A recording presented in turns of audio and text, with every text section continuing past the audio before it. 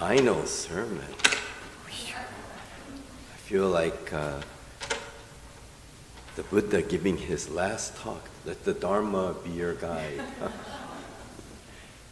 Well, I'd like to welcome everyone to the last day of July, the last Sunday of July, and as Sensei Keith mentioned, this will be our last Sunday Dharma school or Sangha service as the ministers of the Sacramento Betsuing, or at least as the Rinban.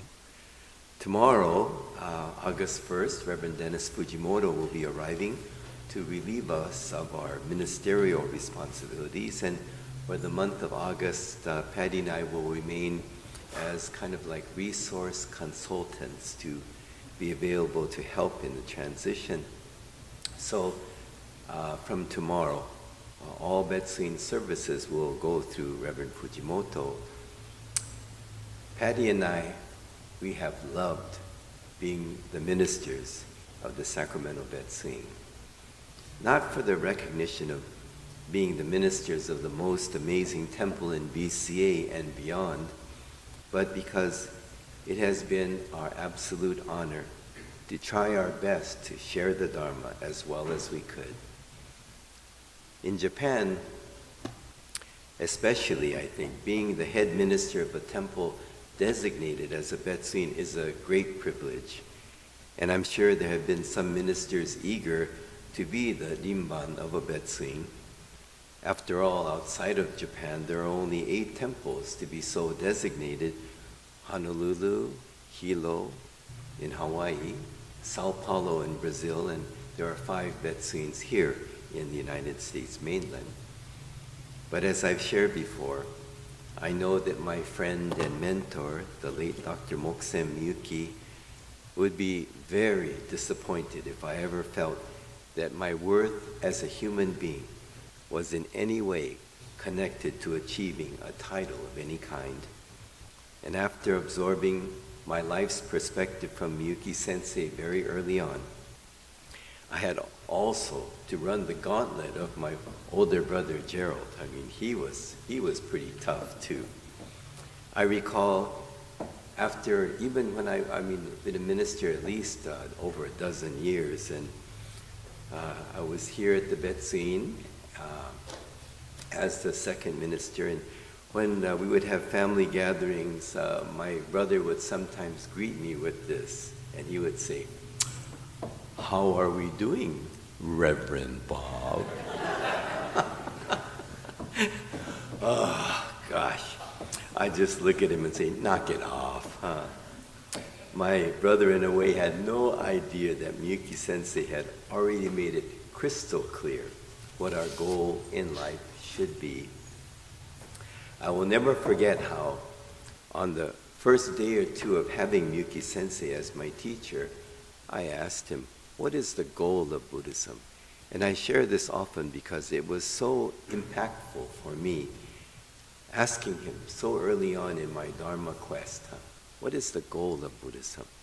And Miyuki Sensei didn't say the goal is enlightenment, or the goal is awakening, or shinjin in Japanese. He didn't give any scholarly or academic response. Instead, he just said, the goal of Buddhism is to become a true human being of no rank. To become a true human being of no rank. There are times I've realized how wonderful this impact has been on me. It has really shaped me in so many ways, great and small, and has been my goal ever since. In a way, I think that all true Dharma teachers have encouraged from the beginning of the Dharma tradition to just become a true human being. There are times when I met young members in high school or college, and they said to me, "I'm interested in becoming a minister." If I sensed that they were too eager to seek a title, I would say to them, "Don't worry about becoming a minister. Don't worry about becoming anything. Just enjoy studying the Dharma. It is a way to come to really know ourselves." But if I felt that young person had the temperament that to just enjoy being with and helping others. And if they had an open and curious mind about life, I would not hesitate to say to them, you should think about studying Buddhism, maybe becoming a minister, Matt.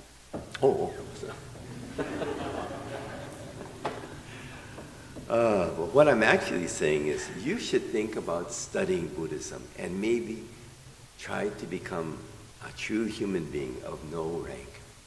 For this is a worthy and a lofty goal. I've been asked in the past, when did you decide to become a minister? And I know since coming here, I've responded when I came here to Sacramento in 1984. Although when I was first assigned to the LA Vet Scene in 1975, I thought I knew what I was doing. I realized, looking back, I was totally clueless.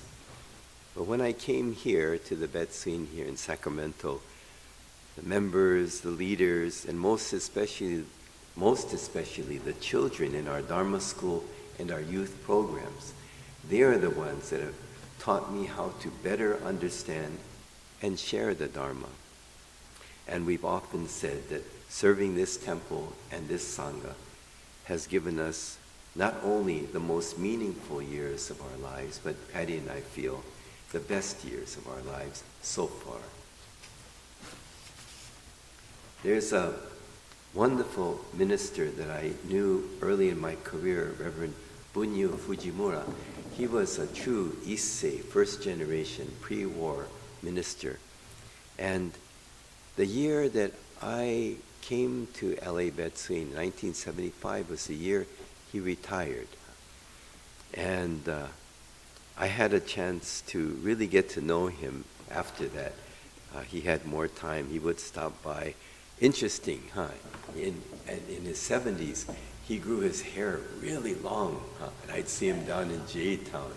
He was just, in LA, he was just a very interesting man. And once when I had a chance to speak in Oregon, he was also a guest speaker there. So we stayed in the same small hotel together, had breakfast and dinner together, just the two of us. And since he had only recently lost his wife of 65 years, and I asked him how he was doing, and he said to me this.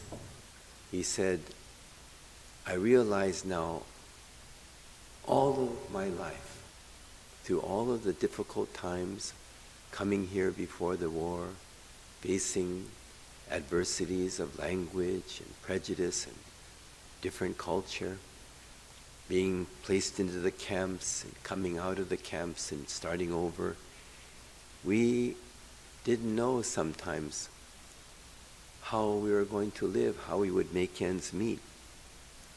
And I realize now, after losing my wife, he said all of those years together, no matter how difficult the times might have become, those years, each and every day was, he said in Japanese, gokuraku, gokuraku, perfection. Every day was perfection, just because we were together. I think, looking back, Patty and I can say the same, that all of our years, months, weeks, and days here have been perfection, just because we have all been together. But now, we can actually say we will join the ranks of Shinran Shonin. He is well known for saying, I am neither a monk nor a layman. He would also just call himself Gutoku Shaku Shinran, meaning bald-headed, foolish Dharma seeker Shinran. Or my favorite, Shinran would say of himself, I am just Bombu. I am just Bombu, a foolish, ordinary man. I felt this title so appropriate when I received my Tokudo ordination in 1973. I chose Bombu to be my homyo. It was explained to me that our homyo, our Dharma name, should be something we aspire to become. And this continues to be my goal. Patty might say I've succeeded long ago in becoming a foolish man, but realizing our true Bombu nature is like seeking to become a true human being of no rank. It is a forever goal. As I mentioned, Patty and I have loved being the ministers here, the Sacramento Betsuin. Not for the recognition of being the ministers of the most amazing temple in BCA, but because it has truly been our absolute honor to try our best to share the Dharma as well as we could. Although at the end of August, Patty and I are retiring from being BCA temple ministers, we know that we will always be pursuing and sharing and appreciating our Dharma tradition. And we know that whatever may happen in the future, all of us, all of our lives, are now forever interwoven in the karmic fabric of life.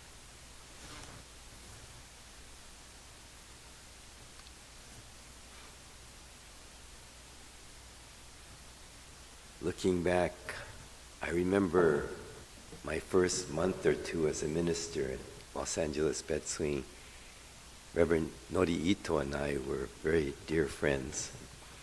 We would talk about what we're going to say, and we used to think, man, how are we going to keep thinking of new things to say?